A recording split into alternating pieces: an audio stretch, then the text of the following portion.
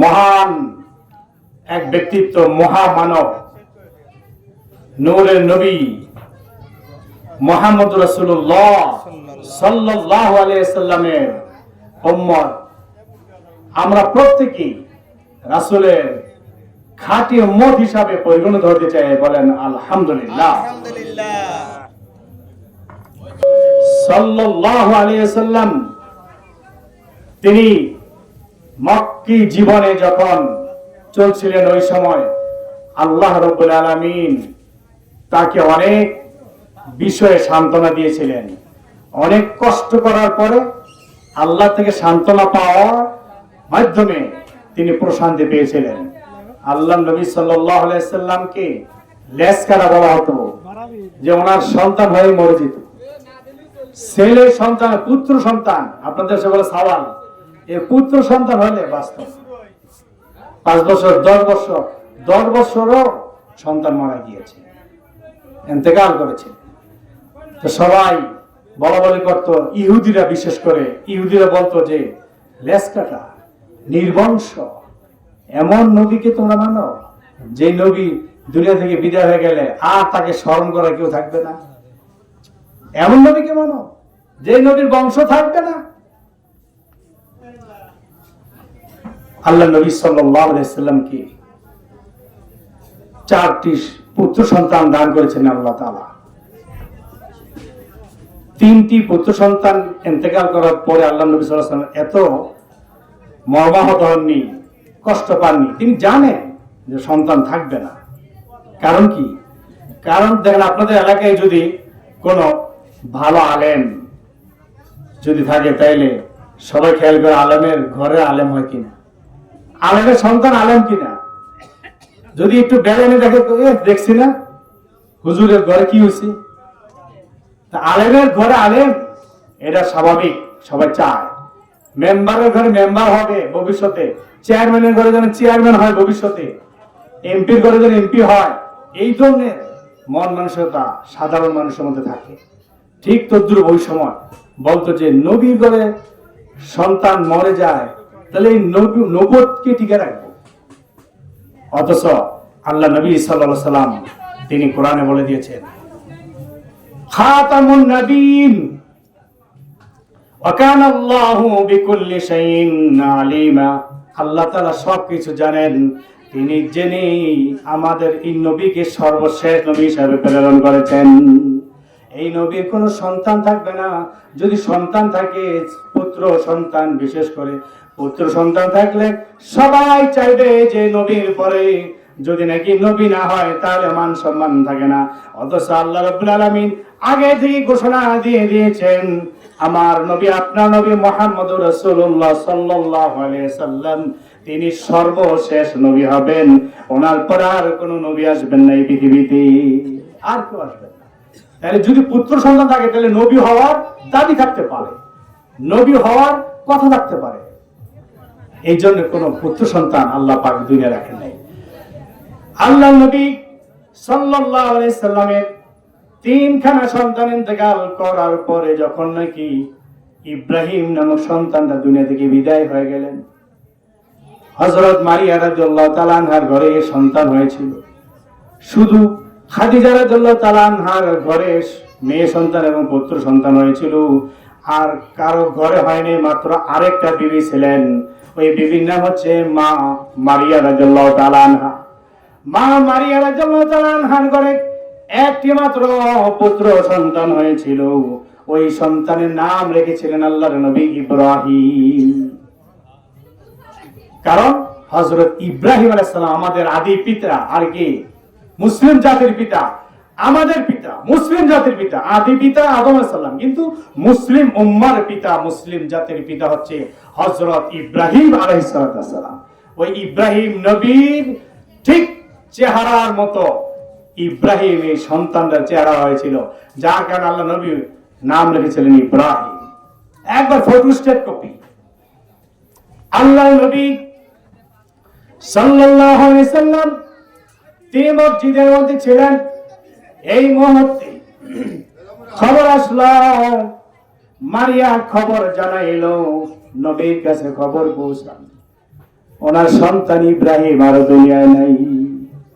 ইব্রাহিম এই ছোট্ট সন্তান, সে দুনিয়া থেকে বিদায় হয়ে গিয়েছে এই খবর পেয়ে নবীজি দৌড়ে ঘরে প্রবেশ করলেন। ঘরে প্রবেশ করার পরে দেখেন হযরত মারিয়া রাদিয়াল্লাহু তাআলা আনহা অঝরে তিনি কান্না করতেছেন সন্তানের জন্য। চেহারা ঢেকে ফেলা হলো। আল্লাহ নবী ঘরে ঢুকার পরে তিনি যখন নাকি ওই সন্তানের চেহারা খুললেন, কাপড়টা সরাইলেন, ওই মৃত চেহারা দেখে নবী তিনি আর বরদাস্ত করতে পারলেন না। আল্লাহ নবী সাল্লাল্লাহু আলাইহি সাল্লাম জোরে জোরে কাঁদতেছিলেন। নবীজি চক্ষু মুবারক দিয়ে পানি মুবারক বের হচ্ছিল। আল্লাহ নবী সাল্লাল্লাহু আলাইহি সাল্লাম অন্য সন্তানের বেলায় কান্না করেন না, কিন্তু ইব্রাহিমের বেলায় কান্না করেছিলেন।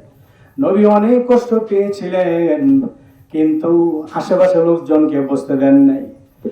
আল্লাহ নবী এমন কান্না অবস্থা দেখে হযরত মারিয়া রাদিয়াল্লাহু তাআলা আনহা চিৎকার করতে শুরু করলেন, আর জোরে জোরে নবীকে বলতে লাগলেন, আল্লাহ কি আমাদেরকে সন্তান দিবে না?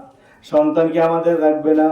এইভাবে জোরে জোরে যখন কান্না করতেছেন, আল্লাহ নবী সাল্লাল্লাহু আলাইহি সাল্লাম ডেকে বলেন, মারিয়া গো, তুমি আর কান্না করো না, তুমি এভাবে কান্না করো না, কারণ তুমি জেনে রাখো আমি নবী ঘোষণা দিলাম, যদি কারো নাবালক সন্তান, ছোট সন্তান যদি নাকি দুনিয়া থেকে বিদায় হয়ে যায়, যদি নাকি ধৈর্য ধারণ করতে পারে বাবা মা, তাহলে হাসরের ময়দানে ওই সন্তানটাকে ঘ্রাণ সুখে সুখে তাকে খুঁজে খুঁজে জান্নাতে নিয়ে যাবে। বলেন সুবহানাল্লাহ। হযরত মারিয়া রাদিয়াল্লাহু তাআলা আনহা তিনি জিজ্ঞাসা করলেন, ইয়া রাসূলুল্লাহ, ইয়া হাবিবাল্লাহ, নবী গো, যার সন্তান দুনিয়ায় আসতে পারে নাই কিন্তু পেটের মধ্যেই মারা গিয়েছে, তার কি অবস্থা হবে? আল্লাহ নবী ডেকে বলেন, মারিয়া শুনে রাখো, যার সন্তান দুনিয়ার আলো বাতাস দেখে নাই, এমনকি যার মাত্র 3 মাস 4 মাসের সন্তান পেটের মধ্যে নষ্ট হয়ে যায়, এবছর হয়ে যায়, ওই সন্তানের বিনিময়ে হাসর ময়দানে সে জান্নাত পেয়ে যাবে। বলেন সুবহানাল্লাহ। বন্ধুগণ, ধৈর্য ধারণ করবেন। যদি কারো সন্তান মারা যায় চিৎকার করে কাঁদবেন না, ধৈর্য ধরবেন। ইন্নাল্লাহা মা'আস সাবিরিন, আল্লাহ তাআলা ধৈর্যশীলদের সাথে আছেন। যে ব্যক্তি ধৈর্য ধরতে পারবে, আল্লাহ রাব্বুল আলামিন হাসর ময়দানে ওই সন্তান তার জন্য নিয়ামত বানিয়ে দিবে। কিভাবে চিনবে? আল্লাহ নবী সাল্লাল্লাহু আলাইহি সাল্লাম বলেন, ওই শিশু সন্তান মায়ের পেট থেকেও যদি নাকি দুনিয়ায় আলো বাতাস দেখে নাই, মা বাবাকে চিনে নাই, হাসর ময়দানে আল্লাহ রাব্বুল আলামিন ওই ছোট্ট সন্তানের নাকের মধ্যে মা বাবার শরীরের ঘ্রাণ তিনি ফিট করে দিবেন। ওই সন্তান মা বাবার ঘ্রাণ সুখে সুখে খুঁজে হাসরের ময়দানে মা বাবাকে নিয়ে সে জান্নাতে চলে যাবে। বলেন সুবহানাল্লাহ। বন্ধুগণ, পর্দার আড়ালে মা বলে আছেন, মনে কষ্ট দিবেন না। সন্তান যখন মারা যায়, এ গেছে রে, কই আসত রে, এলাকার সব ডাইকা চিল্লাইয়া, পর্দা নাই, পুশিদা নাই, কাপড় চোপড় কোথায়, কোনো খবর নাই, এমন পরিবেশ করবেন না। সওয়াবের চেয়ে গুনাহ হবে। তাই আর যদি ধৈর্য ধারণ করতে পারেন, যে আল্লাহ তুমি ধন দিয়েছো, মাল দিয়েছো, তোমার মাল তুমি নিয়ে গিয়েছো, তোমার সম্পদ তুমি নিয়ে গেছো, আমি ধৈর্য ধরলাম, হাসর ময়দানে এর পুরস্কার চাই আমি। যদি আপনি আল্লাহর কাছে দাবি করে বসতে পারেন, দাবি করার মতো, আল্লাহ রাব্বুল আলামিন আপনাকে কবুল করে নেবেন, সন্তানকে কবুল করে নেবেন। বলেন আমিন।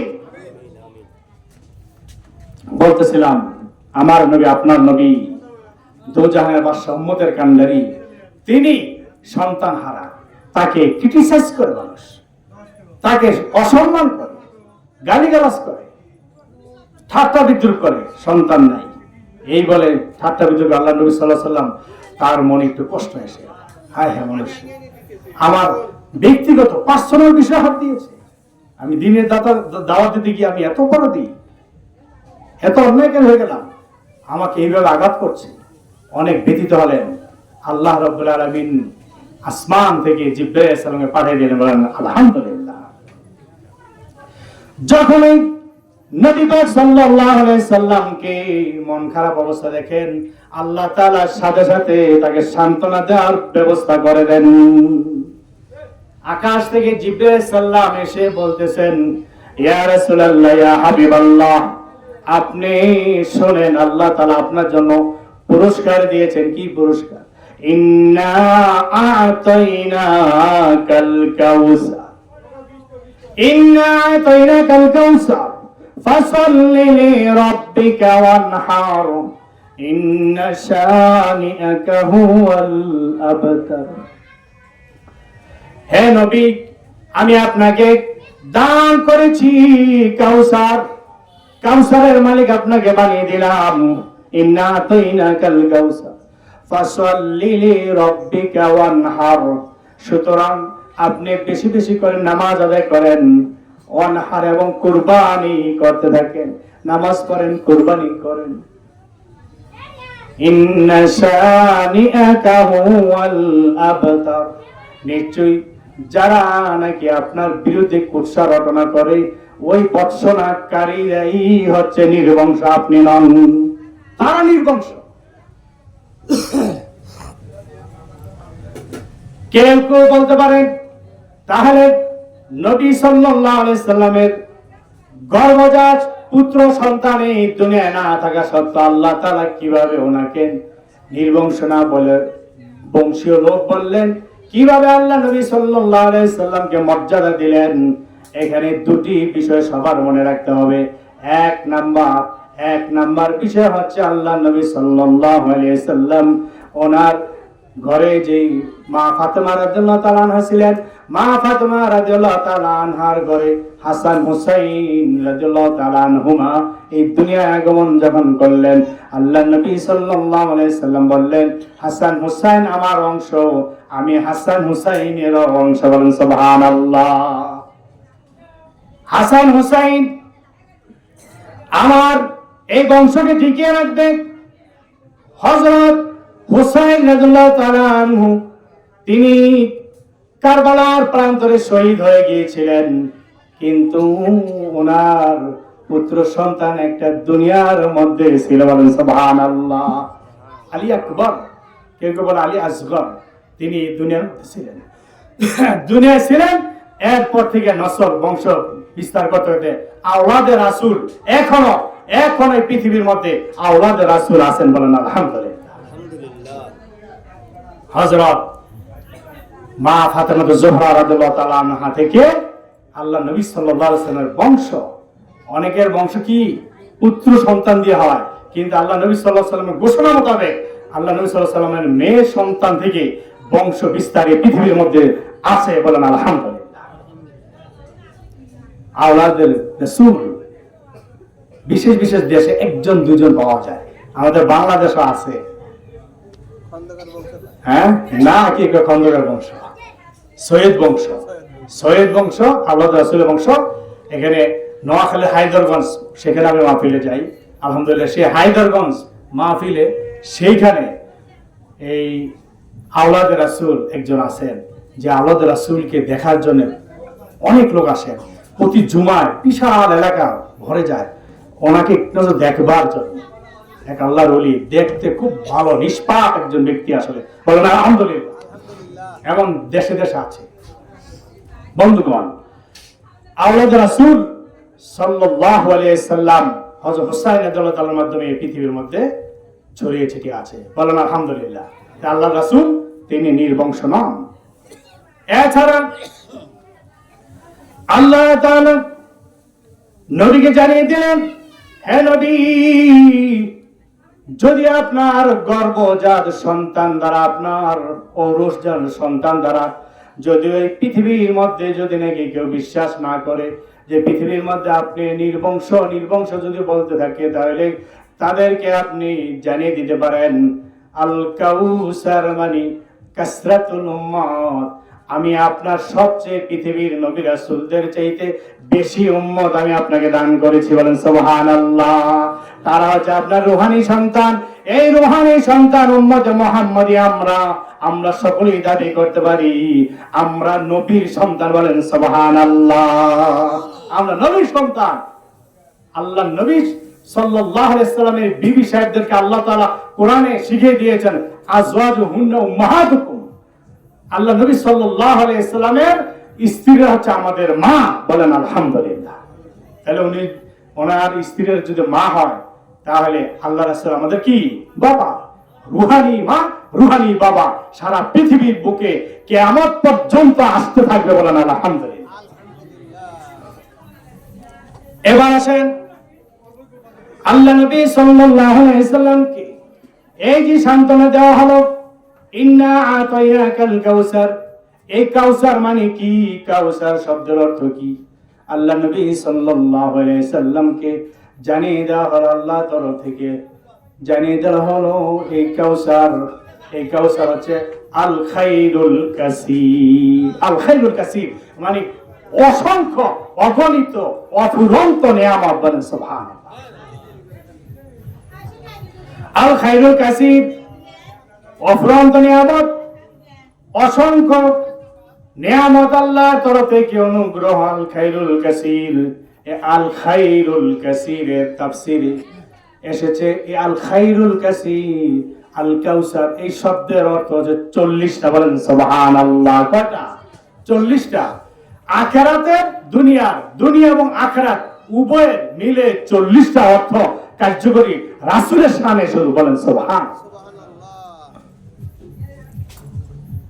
40টা অর্থ যদি এখন আমি আলোচনা করতে যাই, তাফসীর করতে যাই, তাফসীর ইবনে কাসির, তাফসীরে রুহুল মাআনি, তাফসীর রুহুল বয়ান, তাফসীর মাআনিউল কোরআন, তাফসীর জালালাইন, তাফসীর কাফসাত, এইভাবে সবকিছু তাফসীর নিয়ে যদি আমি আলোচনা করতে যাই তাহলে 3 দিন 3 রাত দরকার। কবিজি হুজুর এত সময়? আমি কয়েকটা বিষয় আলোচনা করব, এরপর কিন্তু মোনাজাত ধরে ফেলবো, এরপর মোনাজাত। অতএব আমি কয়েকটা আলোচনা করলে বুঝবেন যে এই কয়েকটা যদি এত সময় লাগে তাহলে বাকিগুলি কত সময় লাগবে আপনারা বুঝবেন। বলেন আল্লাহু আল্লাহ আল্লাহু আল্লাহ আল্লাহু আল্লাহ আল্লাহু আল্লাহ আল্লাহু আল্লাহ আল্লাহু আল্লাহ আল্লাহু আল্লাহ আল্লাহু আল্লাহ আল্লাহু আল্লাহ আল্লাহু আল্লাহ আল্লাহু আল্লাহ আল্লাহু আল্লাহ কলবে আল্লাহ রহেতে আল্লাহ কলবে আল্লাহ রহেতে আল্লাহ সেরেতে আল্লাহ নফসেতে আল্লাহ সেরেতে আল্লাহ নফসেতে আল্লাহ আল্লাহু আল্লাহ আল্লাহু আল্লাহ আল্লাহু আল্লাহ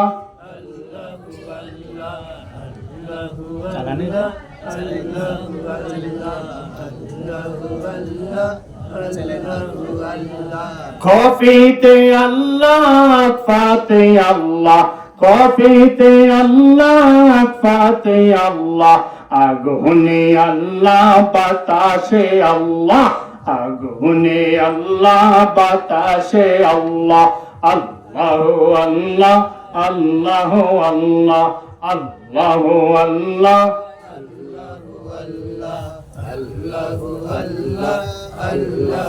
লা ইলাহা ইল্লাল্লাহু মুহাম্মাদুর রাসূলুল্লাহ সাল্লাল্লাহু আলাইহি ওয়াসাল্লাম।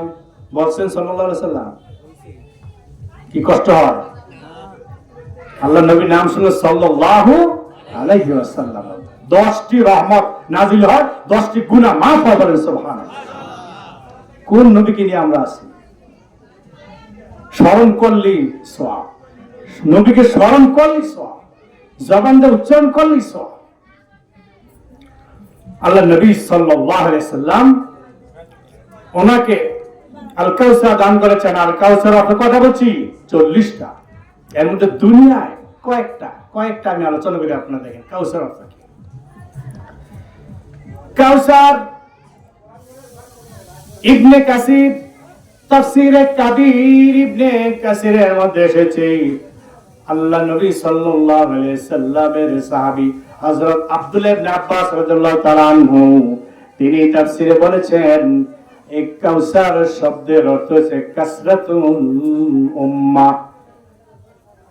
অধিক উম্মত। হে নবী, আপনি চিন্তা করবেন না, আমি আপনাকে অধিক উম্মত দান করেছি। বলেন সুবহানাল্লাহ। কেমন অধিক উম্মত? হাসর ময়দান যখন কায়েম হয়ে যাবে, কোন কোন নবী রাসূলগণ একজন, কোন কোন নবী রাসূলগণ দুইজন, কেউ তিনজন, কেউ চারজন, পাঁচজন, 10 জন, 100 জন, 1000, 1 লক্ষ, এইভাবে 6 লক্ষ পর্যন্ত জানা যায়। হযরত মূসা আলাইহিস সালাম 6 লক্ষ পয়গম্বর নিয়ে হাজির হবেন। বলেন সুবহানাল্লাহ। 6 লক্ষ লোক যদি একজনের সামনে দেখা যায়, তাহলে কি দেখা যায়? বিশাল বিশাল বাহিনী, সামনে মানুষ আর মানুষ। হিসাব করে ফেরেশতারা জানিয়ে দিবে, হে মূসা পয়গম্বর, 1 লক্ষ নয়, 2 লক্ষ নয়, 6 লক্ষ পয়গম্বর আমি আপনাকে, আল্লাহ তাআলা আপনাকে দিয়েছেন। এই 6 লক্ষ পয়গম্বরের আপনি নবী। উনি গর্ব করবেন, 6 লক্ষ। কোন কোন নবীর উম্মতি নাই, দাওয়াত দিয়েছে, দিন গ্রহণ করেনি। 1 জন, 2 জন, 3 জন কোন কোন নবীর পাওয়া যায়, কিন্তু মূসা পয়গম্বর বেশি ছিল, অনেক। আল্লাহ নবী এই দৃশ্য দেখে মর্মাহত হয়ে যাবেন। হঠাৎ ওনার চেহারাটা মলিন হয়ে যাবে, যে মূসা পয়গম্বরের এত উম্মত, আমার কেমন জানি উম্মত হয়। এবার আল্লাহ রাব্বুল আলামিন তিনি মূসা পয়গম্বরের উম্মতগুলিকে সামনে এদিকে রেখে নবীজিকে বলবেন, আপনি বসেন। আপনি এবার সামনে এদিকে তাকান, 6 লক্ষ উম্মত আপনি দেখতেছেন মূসা পয়গম্বরের। আপনি একটু ডান দিকে তাকান। আল্লাহ নবী সাল্লাল্লাহু আলাইহি সাল্লাম ডান পাশে তাকানোর সাথে সাথে দেখবেন এত লোক, এত উম্মত। ডান দিকের আসমান কোনো দেখাই যায় না, ডান দিকের আসমান শুদ্ধ একদম ঢেকে গিয়েছে মানুষ আর মানুষ। বলেন সুবহানাল্লাহ। হ্যাঁ নবী, আপনি বাম দিকে তাকান। এবার বামে তাকাবেন। বামে তাকানোর পরে দেখবেন যে এত লোক, এত লোক, বাম দিকের আসমান শুদ্ধ দেখা যায় না, এত লোকে লোকারণ্য। আল্লাহ তাআলা ডেকে বলবেন কুদরতি ভাবে, হে নবী, এই ডান পাশে এবং বাম পাশে আসমান পর্যন্ত যত লোক দেখতেছেন, এই সমস্ত লোক হচ্ছে আপনার উম্মত। বলেন সুবহানাল্লাহ। আপনার উম্মত। আল্লাহ নবী খুশি হয়ে যাবেন। আল কাউসার, ইন্না আতাইনাকাল কাউসার, হে নবী আমি আপনাকে কাসরাতুল উম্মত, অধিক উম্মত দান করেছি, আপনি খুশি হয়ে যান। আল্লাহ নবী খুশি হয়ে যাবে। এই হচ্ছে একটা নিয়ামত, উম্মত পেয়ে নবী খুশি, একটা নিয়ামত। 2 নাম্বার আসেন আল খাইরুল কাসীর, অর্থাৎ আল কাউসার। এই আল কাউসারের অর্থ কি? আল কাউসারের অর্থ হচ্ছে আল্লাহ নবী সাল্লাল্লাহু আলাইহি সাল্লামের হুসনুস সূরাত। বলেন সুবহানাল্লাহ।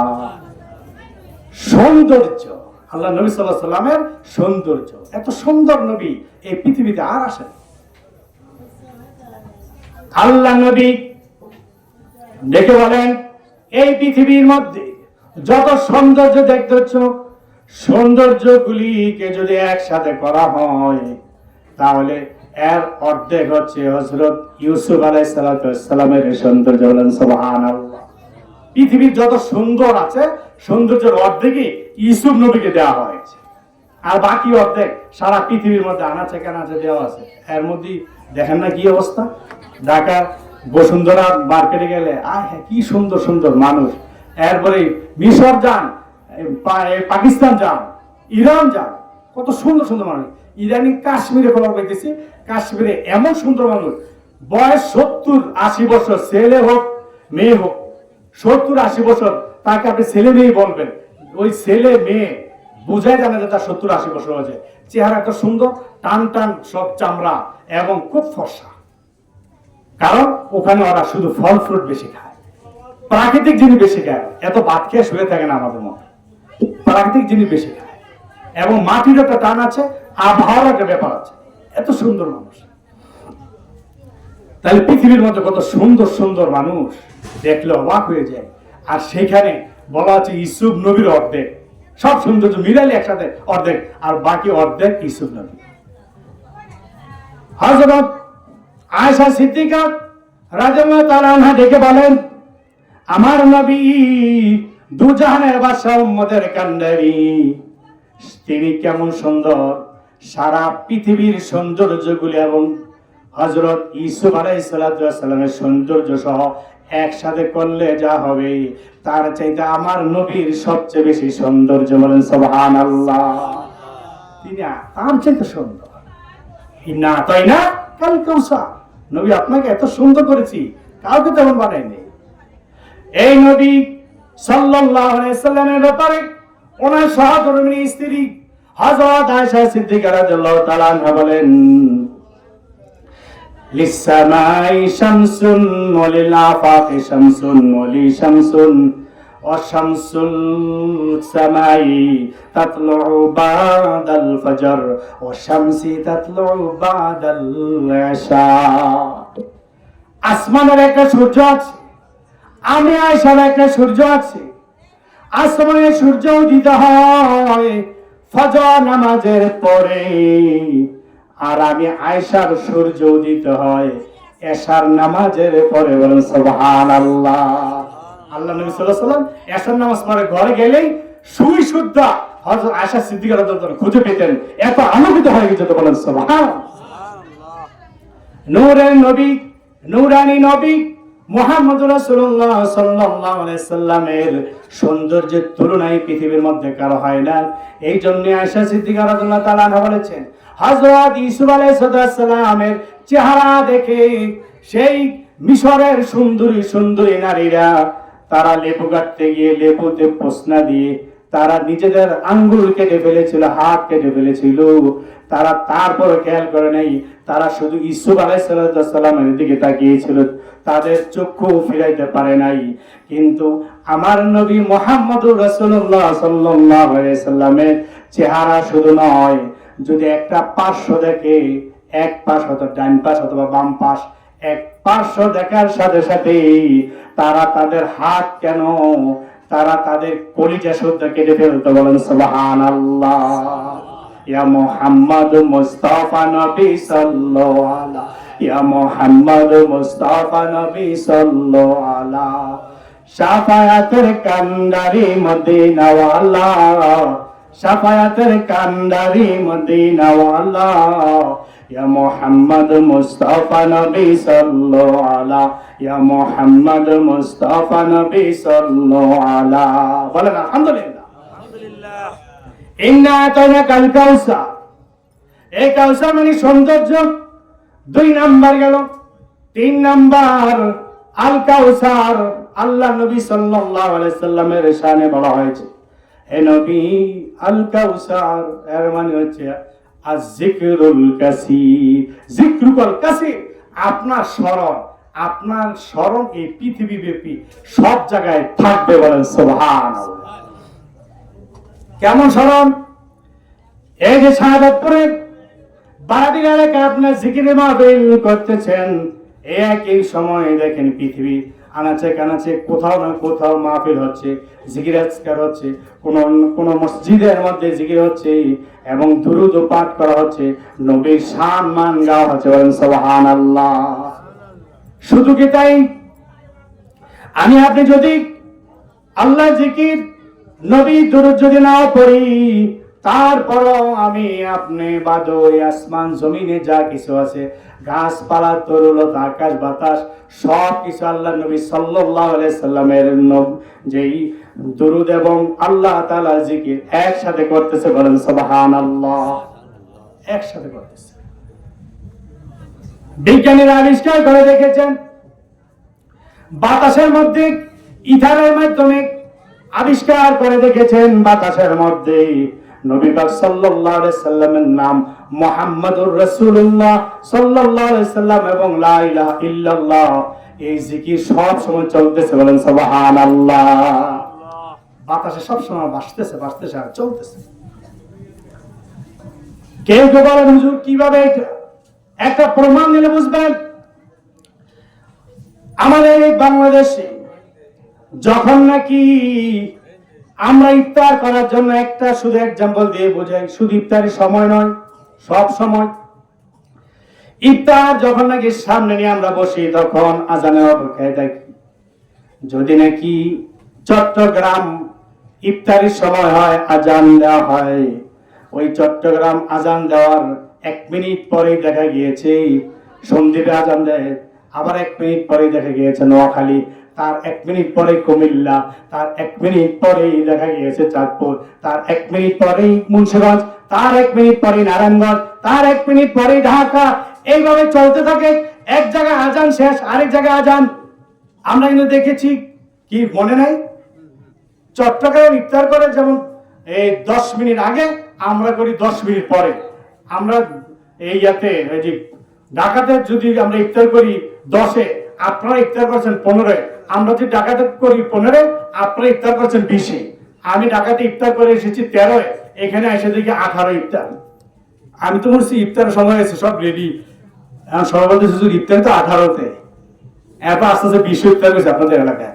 তাইলে দেখা যাচ্ছে যে 1 মিনিট 1 মিনিট 1 মিনিট এভাবে 4 মিনিট 4 মিনিটও, মানে এলাকা ভিত্তিক। ঢাকা যদি হয় আপনার 10-এ, তখন রাজশাহীতে হবে 14, এমন। অর্থাৎ এইভাবে 4 মিনিট 4 মিনিট দ্রাঘিমাংশের হিসাবে এইভাবে পরিবর্তনটা হয়। এইভাবে 4 মিনিট 4 মিনিট কিন্তু অঞ্চলভিত্তিক ভাগ করে দেওয়া হয়েছে বাংলাদেশে, কিন্তু দেখা গেছে 1 মিনিট 1 মিনিট পরপরই আজানের সময় হয়ে যায়। বলেন সুবহানাল্লাহ।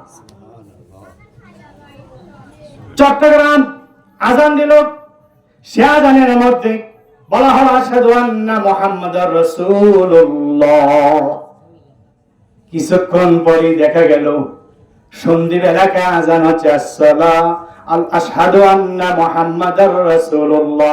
ওই বাতাস চট্টগ্রাম থেকে আসার পরে দেখা গেছে এখানে সন্দ্বীপে এসে আবার 1 মিনিট পরে সেই আওয়াজ শুনতেছে আশহাদু আন্না মুহাম্মাদুর রাসূলুল্লাহ। আর কিছুক্ষণ পর বাতাস আবার যখন নাকি নোয়াখালীর দিকে যায়, তখন দেখা যায় বলে আশহাদু আন্না মুহাম্মাদুর রাসূলুল্লাহ। এই বাতাস যখন নাকি সামনের দিকে যায়, আবার সেখানে গিয়ে দেখে আশহাদু আন্না মুহাম্মাদুর রাসূলুল্লাহ। এইভাবে ঢাকা, তারপরে সেইভাবে যেতে যেতে বাংলাদেশের ইন্ডিয়া, ইন্ডিয়ার পরে পাকিস্তান, পাকিস্তান পরে আবার আফগানিস্তান, আফগানিস্তান পরে সৌদি আরব, সৌদি আরবের পরে তারপরে যত রাষ্ট্র আছে, এভাবে যত দিকে যান তত দিকে দেখা যায় আস্তে আস্তে পশ্চিম দিকে সময় যেতে থাকে। আর আজানের বাতাসে বাতাসে আওয়াজ আওয়াজ সেদিকে যেতে থাকে। বলেন সুবহানাল্লাহ। তাহলে 1 মিনিট বন্ধ আছে, 1 মিনিট বন্ধ না। আশহাদু আন্না মুহাম্মাদুর রাসূলুল্লাহ, এই আজান সারা পৃথিবী ব্যাপী 24 ঘন্টায় চলতেছে। বলেন সুবহানাল্লাহ। চলে না? আপনার এবার আজান যেতে যেতে যেতে সৌদি আরব যেতে যেতে আপনি দেখা যাচ্ছে আবার এসার সময় হয়ে গেছে, এসার সময় আবার বাংলাদেশে আজান শুরু হয়েছে, এবার ভারত পাকিস্তান এবার যেতে যেতে আবার সৌদি আরব হয়ে বাস আমেরিকা, আবার ঘুরে জাপান দিয়ে আবার বাংলাদেশে হাজির, আবার ফসল হচ্ছে না।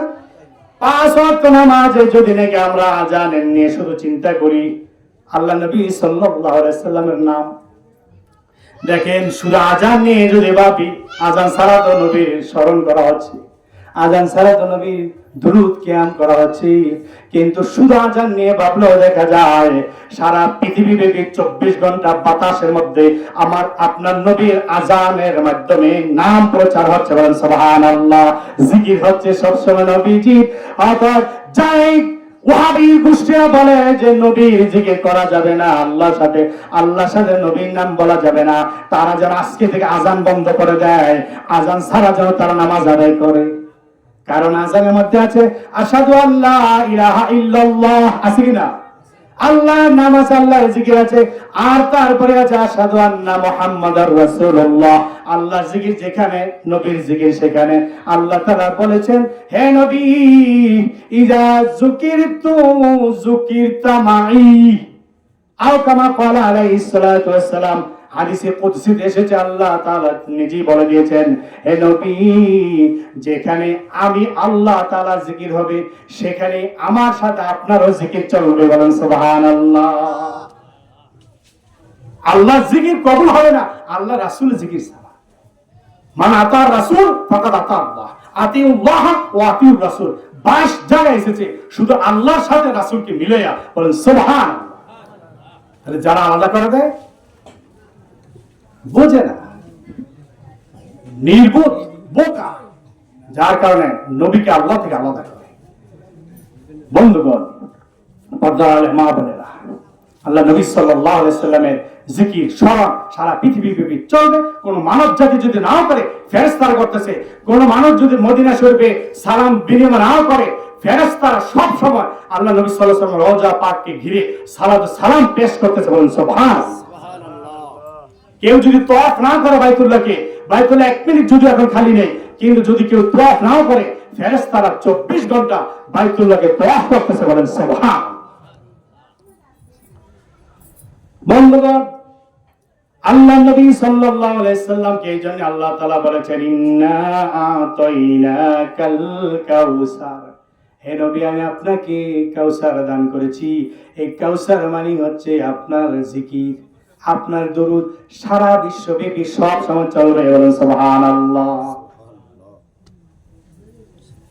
আল্লাহ নবী সাল্লাল্লাহু আলাইহি সাল্লাম দুনিয়ায় আগমনের পরে এই নবী পাক সাল্লাল্লাহু আলাইহি সাল্লামকে দেখবার জন্য, এক নজর দেখবার জন্য আসমান জমিন সমুদ্র নদী নালা খাল বিল সব কিছু আল্লাহর দরবারে দরখাস্ত করেছে, আল্লাহ তোমার হাবিবের নূরানী চেহারা মোবারক এই দুনিয়া আগমন করেছে, আমাদেরকে তুমি আগে দেখায় দাও, আগে আমাদেরকে দেখাও। মা আমিনা রাদিয়াল্লাহু তাআলা আনহা বলেন, আমার ঘরে যখন নাকি মুহাম্মদ জন্মগ্রহণ করলেন, কিছুক্ষণ পরে আমি উম্মে আয়মানের কাছে দিলাম। উম্মে আয়মানের কোল থেকে কিছুক্ষণ পরে আল্লাহর নবী মুহাম্মদুর রাসূলুল্লাহ সাল্লাল্লাহু আলাইহি ওয়াসাল্লাম উদা হয়ে গেলেন। আর দেখা যাচ্ছে না। উম্মে আয়মান বললেন, কে যেন হঠাৎ আমার থেকে নিয়ে গিয়েছে। আমিনা রাদিয়াল্লাহু তাআলা কান্না শুরু করলেন। এবার গায়েবী আওয়াজ আসলো, আমিনা কিছুক্ষণ অপেক্ষা করো, কিছুক্ষণ পরে তোমার সন্তান তোমার কোলে ফিরিয়ে দেওয়া হবে। কিছুক্ষণ পরে একটু অপেক্ষা করো। এবার দেখা গেল আল্লাহ নবী সাল্লাল্লাহু আলাইহি সাল্লাম শিশু, এই শিশু নবীকে সারা পৃথিবী ব্যাপী আসমান জমিন পাহাড় পর্বত কুল কায়নাত সবকিছু হযরত জিবরাইল আলাইহিস সালামের কোলে নিয়ে অন্যান্য ফেরেশতাদেরকে সাথে নিয়ে সারা পৃথিবী ব্যাপী ঘুরে নিয়ে এসে তারপর আমিনা রাদিয়াল্লাহু তাআলা ঘরে এসে ওনার কোলে ফিরিয়ে দেওয়া হলো। আবার ঘরটা আলোকিত হয়ে গেল মুহূর্তের মধ্যে। বলেন সুবহানাল্লাহ। সালাতুন ইয়া রাসূলুল্লাহ আলাইকুম, সালামুন ইয়া হাবিবাল্লাহ আলাইকুম, সালাতুন ইয়া রাসূলুল্লাহ আলাইকুম, সালামুন ইয়া হাবিবাল্লাহ আলাইকুম। মা আমিনা ডেকে বলেন, আমি আমার সন্তানকে পাওয়ার পরে এত আনন্দিত হয়েছি, ঘরটা আলোকিত হয়ে গিয়েছিল। এই মুহাম্মদ আসলে কাদ জাআকুম মিনাল্লাহি নূরুন ওয়া কিতাবুম মুবিন, আল্লাহর তরফ থেকে নূর নবীজি দুনিয়ায় আগমন করেছিলেন। সুবহানাল্লাহ। মা আমিনার নাপাক হয় নাই, রক্তস্রাব যায় নাই, জন্ম দিয়েছেন পুত্র সন্তান, কিন্তু একটু রক্তাক্ত হন নাই, তিনি নাপাক হন নাই।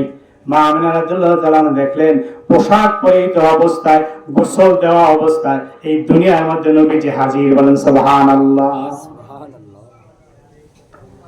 এই দয়া নবী মায়া নবী মুহাম্মদ রাসূলুল্লাহ সাল্লাল্লাহু আলাইহি সাল্লামকে দেখবার জন্য কোটি কোটি ফেরেশতারা আল্লাহর দরবার দরখাস্ত করেন, আল্লাহ তোমার নবীকে দেখতে চাই, আমাদের সবাইকে দেখার একটা ব্যবস্থা করে দাও।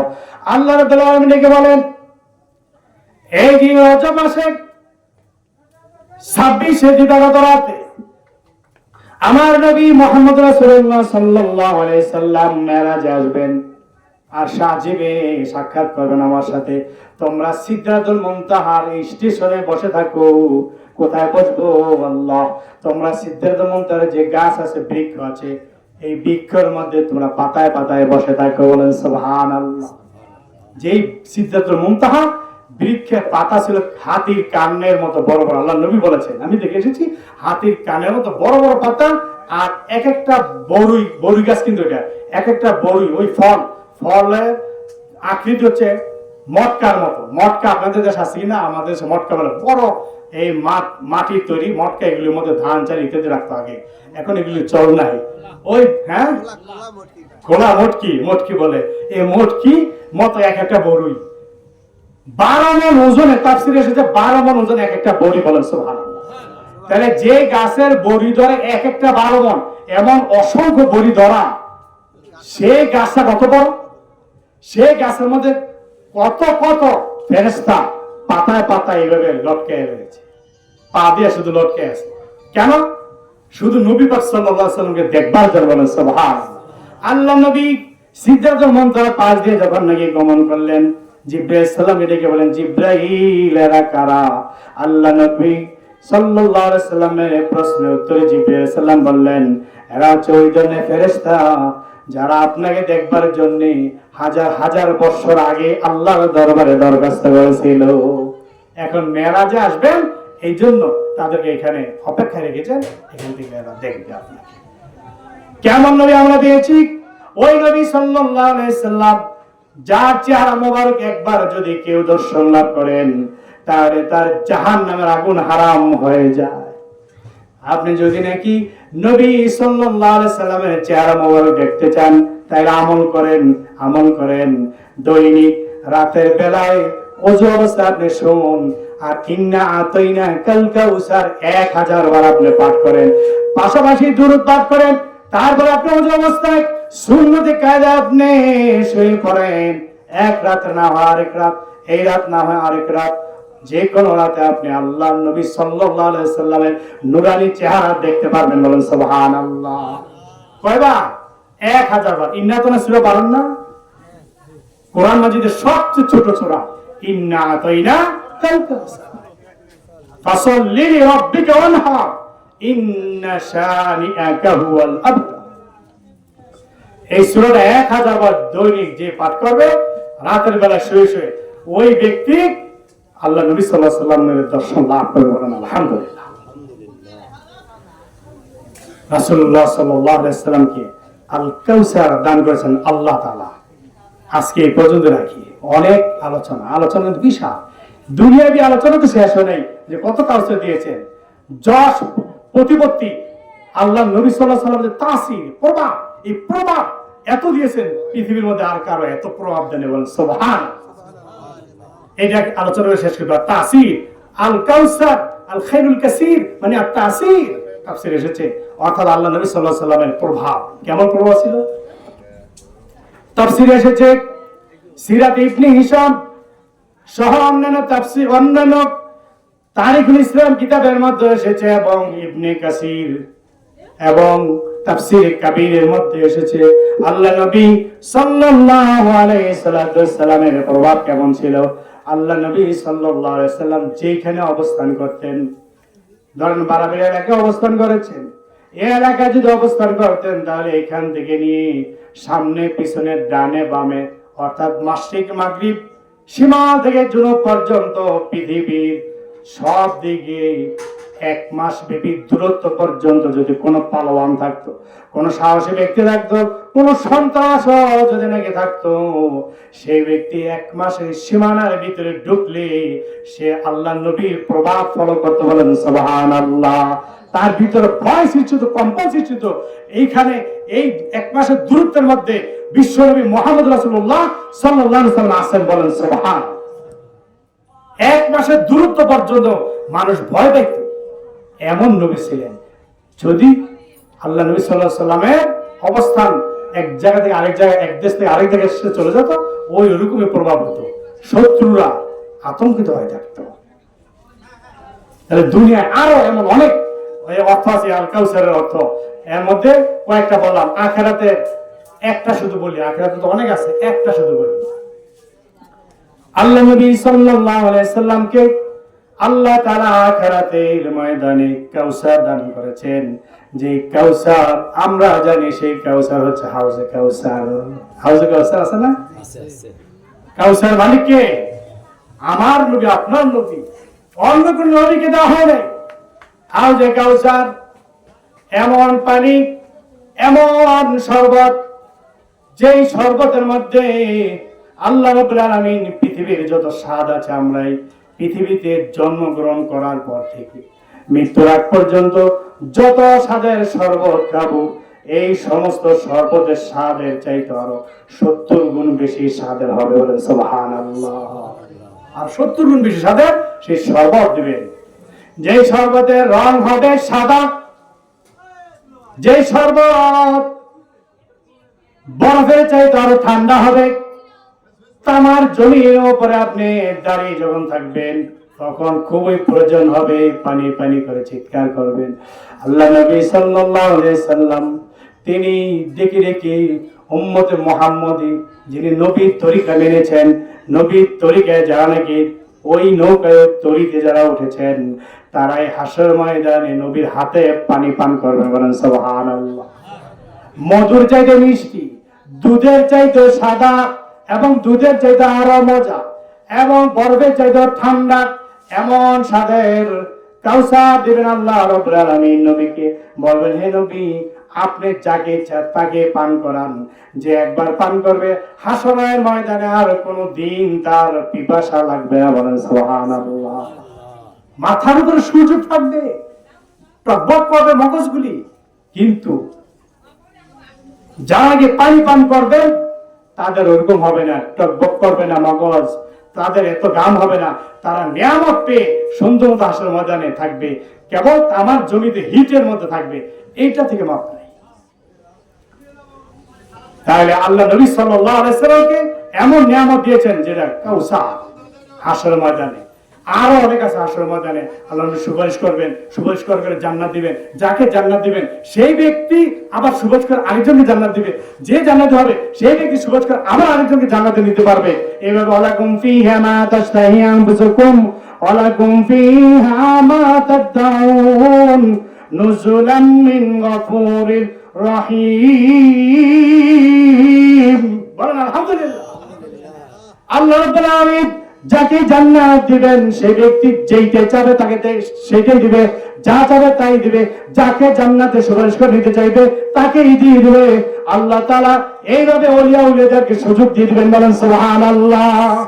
নবী রাসূলদের পরে ওলিয়া উলিয়াদের, শাহাদাদের, শহীদ যারা ইসলামের শহীদ হয়েছে তাদেরকে সিদ্দিকীন, শাহাদা, সালিহিন এদেরকে জান্নাতে দিবেন।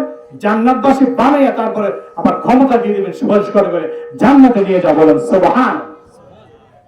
বন্ধুগণ, পর্দাওয়ালা মা বোনেরা, অনেক রাত হয়ে যাচ্ছে, আর সামনে পারবো না। আমি সূরা কাউসারের তাফসীর করছিলাম, অল্প সামান্য করেছি, যদিও তাফসীরের মাত্র কিছু অংশ হয়েছে, 10%, আর 90%, 90% হয়ে গেছে। আল্লাহ রাব্বুল আলামিন আমাদের সবাইকে অল্প কথায় বোঝার এবং আমল করার তৌফিক দান করুক। সবাই বলে আমিন। ওয়া আখিরু দাওয়ানা আলহামদুলিল্লাহি রাব্বিল আলামিন। সাল্লাল্লাহু আলা